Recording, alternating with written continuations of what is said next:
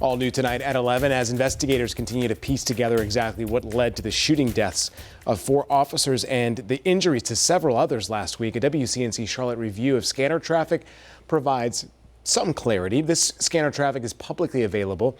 Anyone can listen to it, and we are using sensitivity and restraint in only sharing the portions that we feel provide necessary context. After listening to 2 hours of law enforcement radio communications, Nate Morabito discovered officers took on gunfire for almost 20 minutes.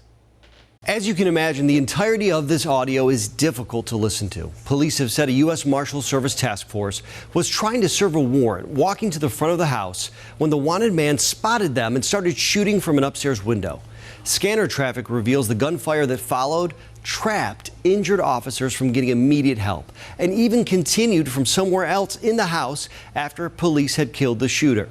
To be especially sensitive, we've altered officers' voices. I'm going to need some units.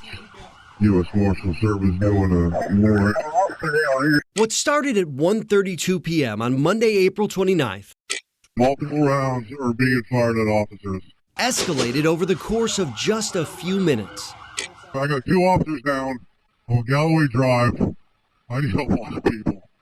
We're getting on division up. Law enforcement shared over the scanner a barricaded man was shooting at them from a window.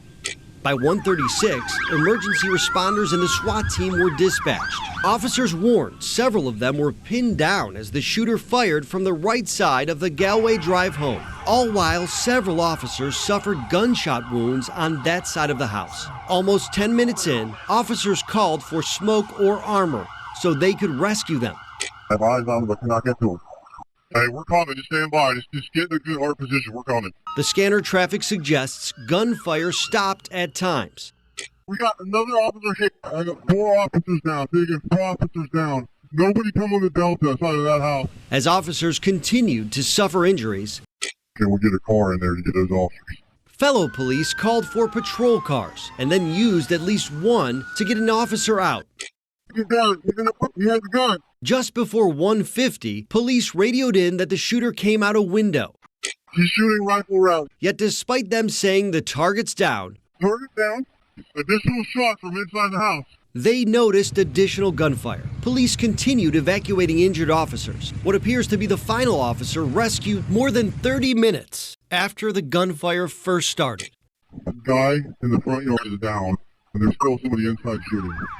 They asked for widespread help with traffic control in order to get ambulances to the scene and drive the injured to the hospital. Scanner traffic shows it took more than an hour for the final patients to make it to the hospital. Around that time, How is that a daughter's hiding in the closet? a woman called 911 saying she and her teenage daughter were still inside the home, hiding, but unsure if somebody else was inside. WCNC Charlotte located that woman. So far, she has not returned our call.